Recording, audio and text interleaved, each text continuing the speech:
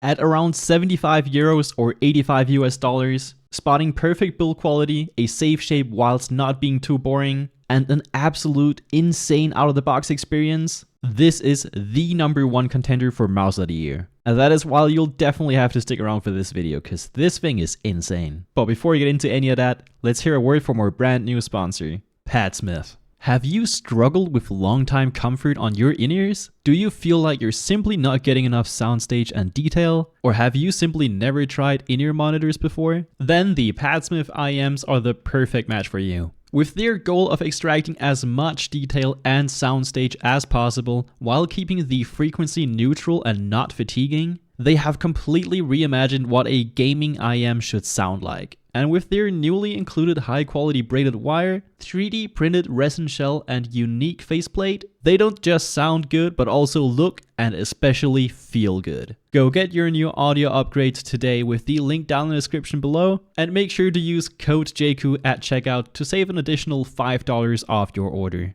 Before I get into the unboxing experience, I do want to mention that this mouse was indeed sent out to me. However, all my opinions stay my own. I did have some pretty bad issues with my first model that I will touch upon. And if you're at all into gaming mice or Hall effect keyboards, definitely make sure to hit the subscribe button and the notification bell right next to it to get notified for any of my upcoming videos. I'll also be doing a top budget mouse of the year video later this year, and that thing is something you don't want to miss out on. Getting into the unboxing experience, despite being such an affordable mouse, they did not skip on quality with this one. If you get either the blue, white, or black version, the mouse appears inside of the box here. Then inside of the box you will have this receiver with a button, and with this button you can actually change the polling rate here. It also has an LED right here that actually indicates the charging status of your mouse. It's overall really high quality, and don't mind my label I put right here because I actually have two of these. And at around 80 bucks, this feels super high quality. You also get a very stiff USB-A to USB-C cable. And then there are also some mouse grips inside that are absolute trash. Getting into the build quality, I have nothing to complain about any of my units so far. It is incredibly solid. It definitely feels just on par as something like the Viper V3 Pro. I cannot flex the sides on this mouse. There is zero switch grinding, there is no button wobble, absolutely nothing. It feels solid as a rock, and the build quality overall really is perfect. However, what was not perfect was my first unit that I had sent out. I had an issue with the liftoff distance on my mouse where it was simply too low. I set it to the absolute highest liftoff distance. The mouse sometimes just wouldn't even track, similar to the Viper V3 Pro back in the days. However, rest assured I have done extensive research over on Twitter and also with the community of RAWM over on their Discord server, and I've also spoken to their technician and support team, and so far I am the only one with this issue. Also, after talking to their team, I did get a new unit, and this one has been absolutely flawless so far.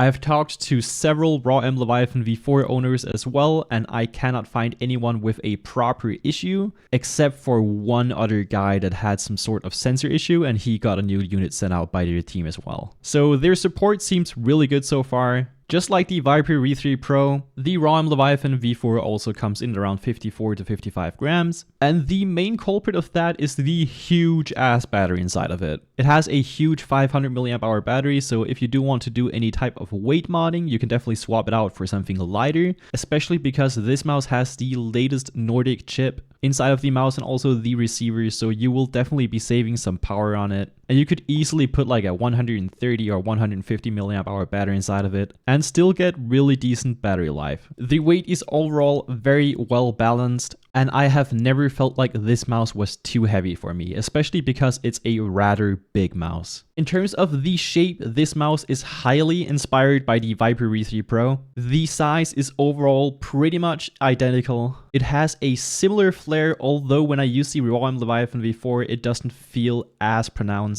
I do think it feels a tiny bit more comfortable, and as you can see on the side profile, both mice are pretty much center humped. The hump is ever so slightly shifted towards the back. The curvature towards the rear of the mouse is very mellow and very safe. The taper on the mouse is also very similar to the Viper V3 Pro over here. It does feel rather flat, but it feels very comfortable to use. The comfort grooves on the main buttons are also rather similar. Compared to the G Pro X Superlight, it is ever so slightly bigger, and it's also much less of a potato. It definitely has a bit more curvature to it. It has deeper comfort grooves that feel much more comfortable. The flare towards the front and towards the rear is much more interesting. And I would say that for most people, the RAWM Leviathan V4 is much more of an interesting and comfortable shape to hold because it does have some taper towards the sides where your fingers just naturally grip upon them. Where the G-Preg Superlight pretty much feels like a really boxy potato that was sliced in half and you just slap your wrist upon. The rear hump on the G-Preg Superlight is definitely a bit more steep and a bit more claw grippy. So if you want something that is a bit more mellow and more comfortable, especially if you do a relaxed claw grip, I would definitely go for this instead. But yeah, in terms of hand size and grip style recommendations, I can recommend this mouse to anyone with about 18 by 9 centimeter hands or bigger. I think even if you're at around 17 by 9 centimeters, you can still use it comfortably, especially if you do a fingertip grip. Just keep in mind that in the current state of the market, this is considered a medium to large size mouse, similar to the Viper V3 Pro. If you don't know how to measure your hand size, I have links down in the description below. I also do have a link down there if you don't know about all grip styles that exist and what they actually are. And speaking about grip styles, I can recommend this to any grip style. My hands are 19 by 10 centimeters and I do an aggressive claw grip or a pincer claw grip hybrid. I have contact at the bottom of my palm, but not inside the main part of my palm. Then I have some contact here for the pincer part of my claw grip. I still have more than enough space towards the front of the mouse and I don't feel like I'm edging it. So I can see people with 21 by 11 hands or slightly bigger comfortably use this thing. I can also definitely recommend it for a fingertip grip. I probably wouldn't go for this if you are a palm gripper, unless your hands are rather on the small side. And overall, it's just a very, very safe shape that pretty much anyone can pick up and use comfortably. In terms of the coating, it is virtually perfect. On my black unit, the coating feels a bit more rubbery. It is very grippy even though I have really cold hands right now. I don't feel like the mouse is slipping inside of my hand at all. And over here on the metallic coating on the blue version, it feels a tiny bit more grainy because you can kind of feel the paint particles a tiny bit.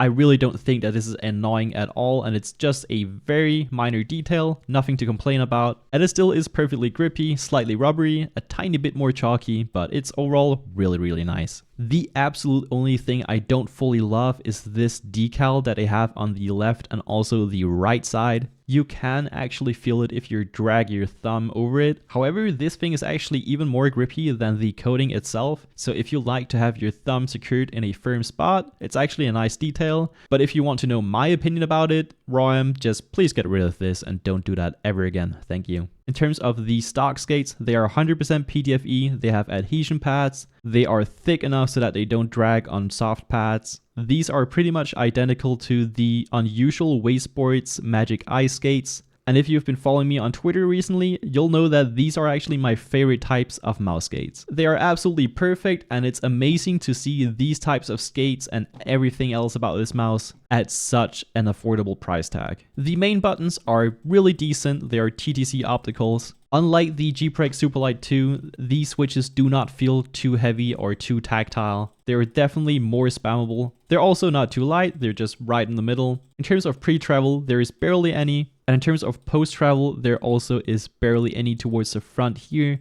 The side buttons are on the lighter side and I have zero complaints so far. They also do not have any post-travel issues. The scroll is spammable yet defined. It is on the lighter side and it is still tactile somehow. And scroll click is also absolutely fine, not too heavy, not too light, and it's overall really good. I wouldn't change anything about this. And here's a sound test for you guys.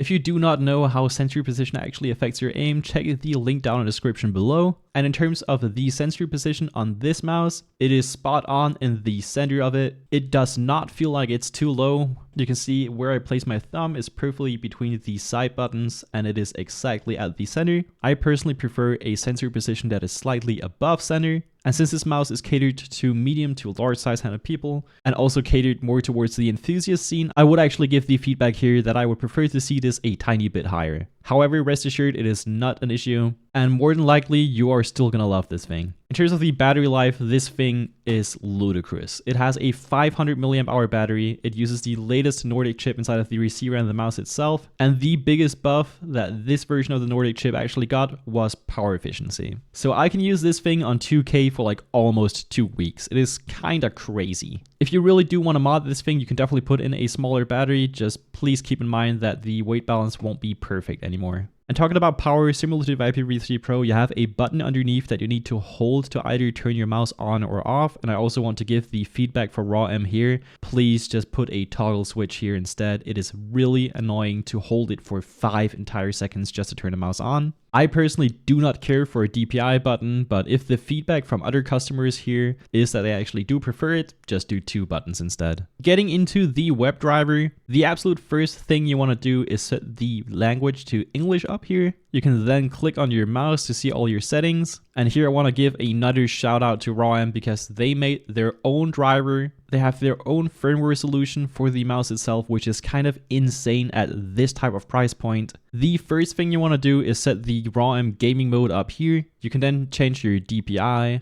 I would suggest turning all of these settings off, then turning on the wireless turbo mode, the sleep timer at 1 minute so that it saves power when you're not touching it. You can also do sensor rotation in 1 degree steps, which is awesome. You can do custom debounce times for the press and also release, which is really cool. But yeah, considering they're using optical switches, this is kind of unnecessary. However, it is cool to see that they're at least willing to do stuff like this, especially for their other upcoming mice that might not be using optical switches anymore. Some feedback I do want to give to RAWM here is that they should probably consider overall bumping up their liftoff distance. And what I would love to see would be an incremental liftoff distance setting by 0.1 millimeters. But yeah, the medium liftoff distance almost feels like they didn't take into account the overall skate thickness that they put on at the end of engineering the mouse. But if you do set it to the high setting, you will not have any issues on any type of pad. I would also recommend the Gaming Plus mode for the best performance. And then for the final setting, you also have the polling rate settings where you can actually do custom polling rates. If your PC is struggling with 8K and you want to bump it down, you could just play this thing at 6K. You could play at a 5K. Heck, you could even do like 2.5K or 3K polling. I definitely want to see this more in the future because this can definitely help with people who are having high polling issues. When you're done setting everything up, remember to hit apply and onboard. When you're done setting it up, make sure to hit apply. And if you want to make sure that it is all saved onto the onboard memory of the mouse itself, hit onboard.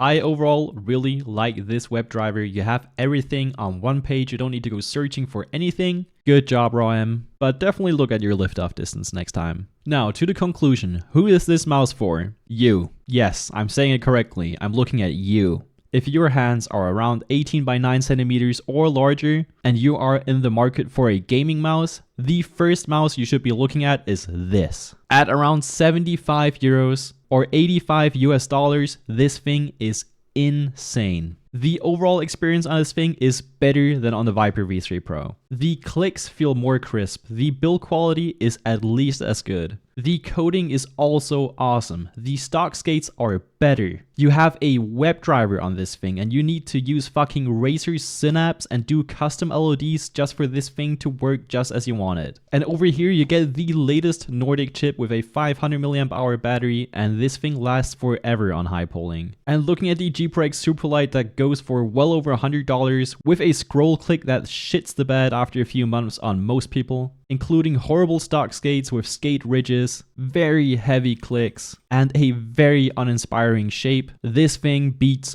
all of the competition. I personally have been fragging with this thing. I do, however, prefer smaller mice, and I also do prefer a weight of around 40 to 45 grams in the games that I play because I play very hectic and not tech FPS shooters. But yeah, if you need a new gaming mouse and you play virtually any grip style and you do not mind medium to large size mice, I can definitely recommend it. If we don't get any crazy surprises by the end of the year, I will call this the best gaming mouse release of this year. And I personally really do hope that we see more products from RAWM that are just as good or even better at the same price tag. Me personally, I would love to see them doing some lighter gaming mice as well, and also smaller ones, and I really do think that they are the most underrated brand in the gaming scene right now. But I also do want to remind you that if you have a gaming mouse that doesn't have any issues and you are comfortable using it, please just keep it until it freaking dies. Anyway, that's about it for this video.